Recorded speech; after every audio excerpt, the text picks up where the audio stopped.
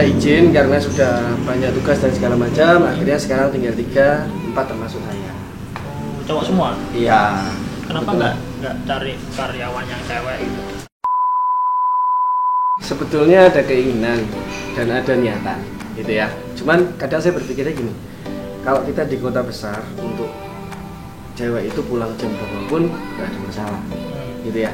Kalau saya ada sih waktu itu saya buka lowongan, ada beberapa yang masuk cewek. Saya tanya dulu setiap hari pulang jam 12 sanggup atau tidak gitu ya. Karena saya juga nggak menutup kemungkinan kan kita overshift, siapa tahu ada satu yang sakit dia harus shift sore dan ya kalau memang semuanya sehat-sehat saja, baik-baik saja, bisa sih dimasukkan shift siang terus gitu loh. Cuman apa iya gitu loh maksudnya, jadi biar semuanya merasakan siang. Jadi jam pertama, shift kedua, shift ketiga gitu, biar sama-sama ngerasain gitu. Tapi yang penting meskipun tuh cewek-cewek yang penting profesional kerjanya ya. Iya. Sekarang kalau banyak sekarang karyawan cewek tapi kadang kerjanya kurang. Tapi ya nggak menutup kemungkinan yang cowok pun juga kayak gitu. Iya. Itu tergantung orangnya pribadi masing-masing. Iya, betul. Jadi kita langsung masuk ke sesi Q&A. Kalian pasti penasaran gimana kisah hidupnya Mas Anton, mulai dari montir bengkel, sekarang punya kafe, punya macam-macam lah. Yuk langsung masuk ke sesi Q&A. Jadi ini kita udah masuk dalam sesi Q&A. Jadi kita akan langsung tanya-tanya dikit soal Mas Anton ya, perjalanan hidupnya dulu dari awal gimana, kalau sampai bisa sukses ini gimana. Kebetulan ada dikit sih DM yang masuk di Instagram saya. Jadi langsung kita tanya aja ya orangnya. Jadi gini Mas Anton, dulu ide awalnya membuka kartun cafe itu gimana? Ya kayak yang saya sampaikan di depan tadi gitu ya. Awalnya saya pengen buat tempat nongkrong dan segala macam. Intinya awalnya sih dulu intinya gini.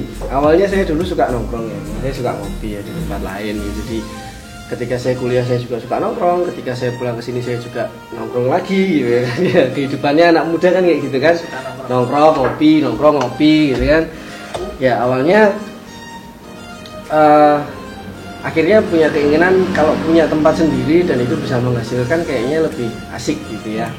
Dan kebetulan ya tadi saya sharing-sharing sama adik saya gini gitu dan segala macam, dan alhamdulillah kebetulan pada saat itu saya juga punya tabungan gitu ya dari hasil yang sebelum-sebelumnya gitu ya. Saya punya tabungan dan akhirnya ya terciptalah kartun ini gitu. Dari tahun 2012 tadi ya? Ya kalau 2012 sih ya, kalau yang namanya kartun 2012 ya. Ini kan termasuk kafe yang lama ya, sudah lama dari buka tahun 2012 sampai sekarang ini 2019, berarti sudah 7 tahun ya? Ya 7 tahun. Terus ini tips dan triknya itu supaya sampai bisa buka selama ini lalu bersaing dengan kafe-kafe di Kediri, kan sekarang banyak di Kediri kafe-kafe kecil-kecil itu kan. Itu caranya gimana? Maksudnya dengan rival yang banyak, yaitu pesaing-pesaing kafe, tapi masih bisa bertahan sampai sekarang ini? Yang pasti konsisten sih kalau menurut saya ya. Konsisten tentang yang pertama pelayanan ya, yang kedua tentang produk. Jadi cuma itu aja, produk. Jadi kayak menu-menu yang kita punya itu dari dulu sampai sekarang, karena alhamdulillah apa ya istilahnya hampir dikatakan semuanya sih, semua menu yang ada di sini itu saya yang create. Bikin sendiri? Iya. Ya walaupun kan nggak mungkin dong kita beda sekali. Mungkin ada inspirasi dari kafe-kafe yang lain kan. Dulu saya suka nongkrong. Kira-kira rasanya seperti ini. Jadi berarti kalau ini tak kasih ini, tak tambah ini, kira-kira rasanya seperti ini. Kayak gitu lah ya, sekitar ya kalau 90 kebanyakan kali ya. Sekitar 70% lah. 70% lah, 70% kalau yang lain-lain ya kita terinspirasi dari tempat lain juga gitu loh. Karena kan sekarang kalau Mas Bimo suka nongkrong dari kafe sekediri, mana menunya ada yang beda? Ya karena cuma di sini yang beda. Kadang itu menunya sama-sama. Soalnya gini, kadang saya ngopi di kafe A atau di kafe B itu kadang menunya bersama. Minumannya di sini ada minuman ini, di sana juga ada minuman ini. Jadi nggak ada yang beda gitu loh menurut saya sih. Ya terus yang itu ya, sama yang ketiga sih suasana sih kalau saya. Suasana itu termasuk pelayanan ya, pelayanan. Jadi kita bagaimana cara kita melayani customer yang datang, gimana caranya mereka biar nyaman dengan kita dan segala macamnya. Karena dengan persaingan di Kediri ini yang sangat luar biasa sekali menurut saya ya, pertumbuhan kafe ini sangat istimewa lah, pokoknya tidak terbendung lah istilahnya kalau di Kediri ini sampai hari ini. Cuman itu modal yang saya punya gitu loh. Kalau menurut saya bukan apa istilahnya, bukan kita nggak punya modal yang lain, tapi itulah salah satu bagaimana caranya menarik orang untuk ke tempat kita. Tapi menurut saya ini juga luar biasa nih. Jadi dari tahun 2012 sampai sekarang 2019 masih buka dan juga ramai pengunjung. Soalnya di Kediri itu gini guys. Jadi itu di Kediri banyak kafe baru itu muncul. Tapi paling nggak ada setahun, nggak 2 tahun tuh banyak yang tutup. Tapi kalau kafe ini dari tahun 2012 sampai tahun sekarang loh, 7 tahun buka dan masih ramai pelanggan. Alhamdulillah. Kita lanjut pertanyaan selanjutnya.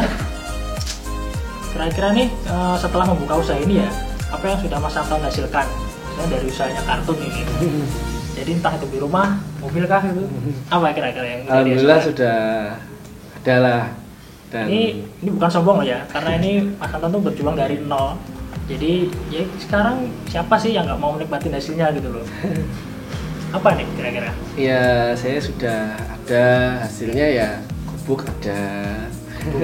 Gubuk yang di sawah?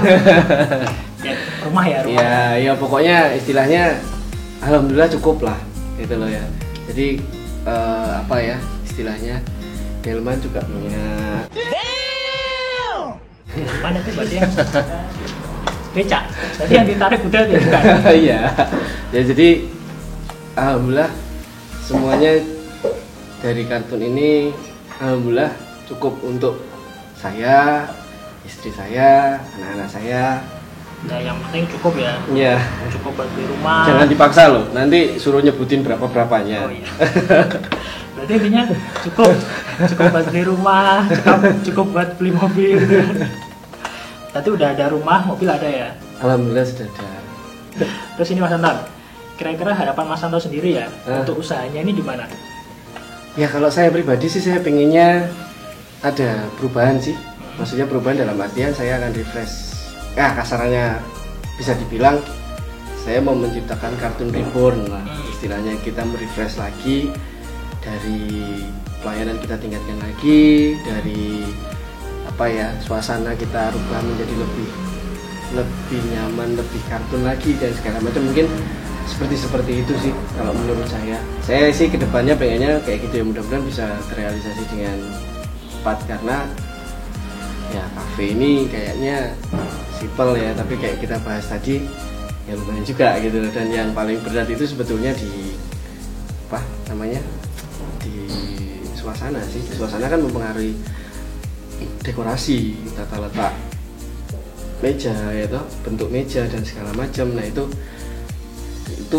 ya Mas Bimo tahu sendirilah. Sekarang kita ngomong kursi kayak gitu, kita bilang ya harus ada sofa nih, sofanya harus model begini nih, harganya berapa? Oke lah, event itu kita membuat sendiri ya, event kita buat sendiri, itu pun harganya ya masih bisa, andai kata kita lihat di toko A harganya sekian juta, kita buat sendiri, event itu kita buat sendiri dengan model yang sama, memang lebih murah, tapi nggak jauh-jauh juga ternyata dari kita lihat di toko A itu. Nah terus untuk apa ya, untuk dekorasi ruangan, mungkin gambar-gambar kayak gini dan segala macamnya itu juga ya gitulah.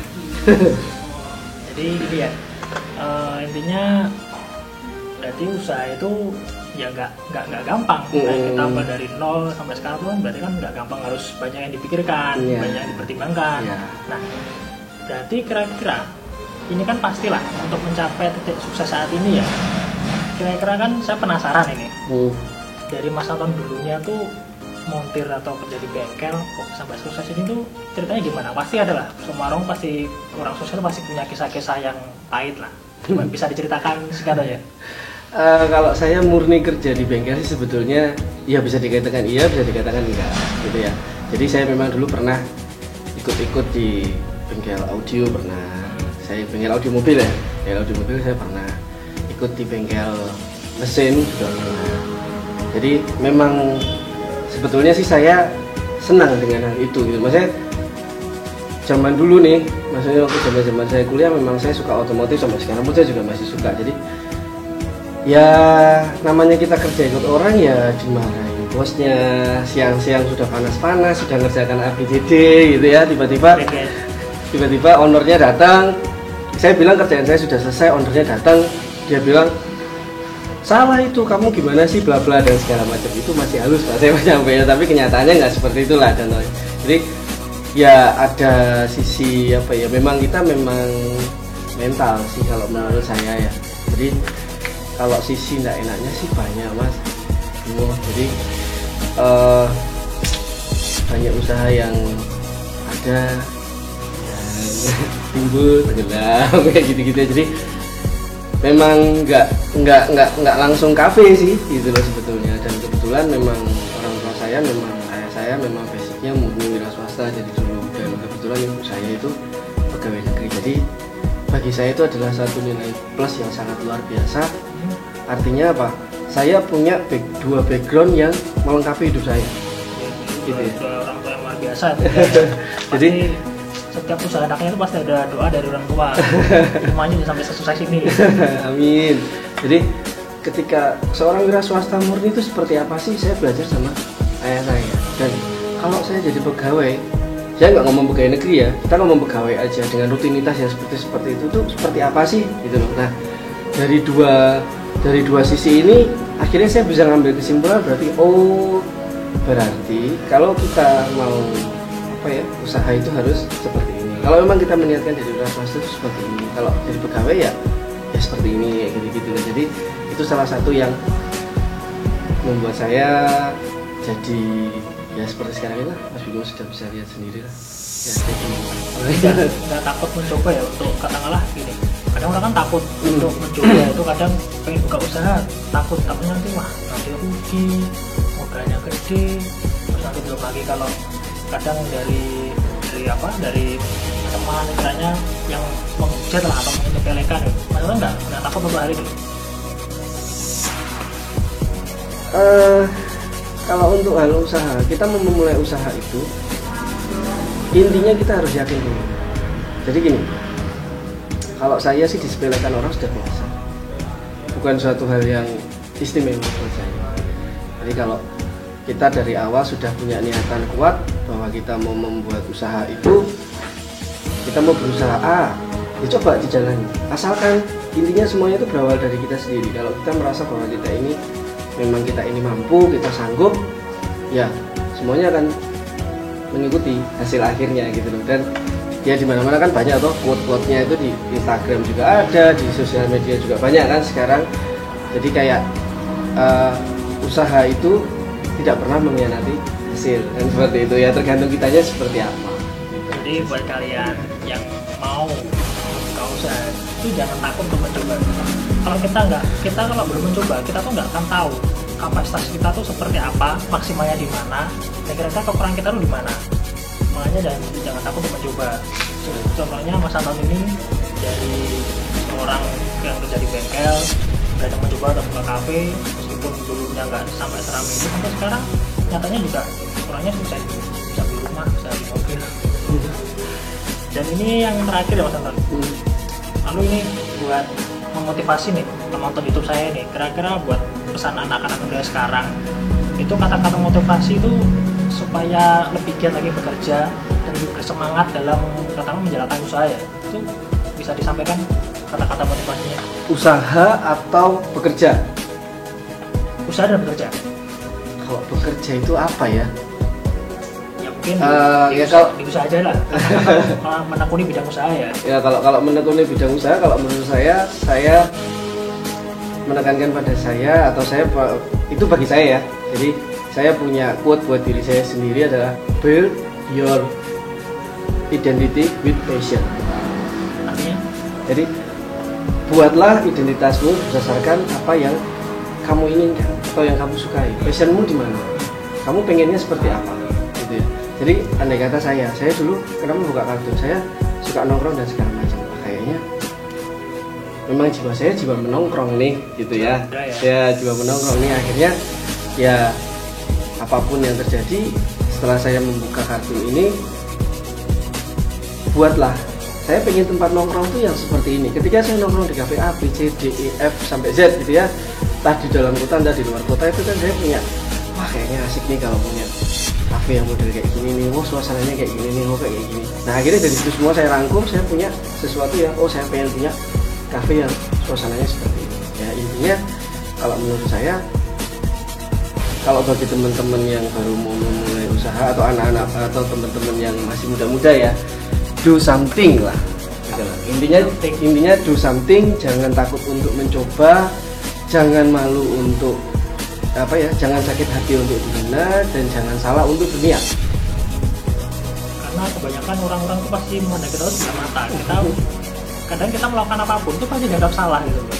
Padahal belum tentu bagi mereka tuh apa yang mereka lakukan juga bagus. Kadang orang itu kan hanya bisa melihat dan mengomentari gitu loh ya, kan mengomentari setelah ya itulah kayak gitu, jadi mengomentari. Sedangkan kalau mereka terjun sendiri ke sini di bidang yang kita lakukan, belum tentu mereka bisa gitu kan ya nggak.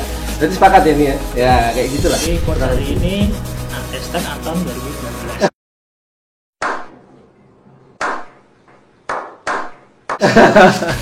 Oke, jadi segitu dulu video kita kali ini. Buat kalian yang udah nonton, jangan lupa di subscribe, di like videonya, dan share ke teman-teman kalian supaya bisa menginspirasi ya tentunya. Jadi terima kasih Mas Anton atas waktunya, sudah mau diganggu malam-malam. Semoga usahanya sukses selalu, tambah rame, kesehatan terus, dan rezekinya lancar. Amin. Sampai ketemu lagi di video selanjutnya.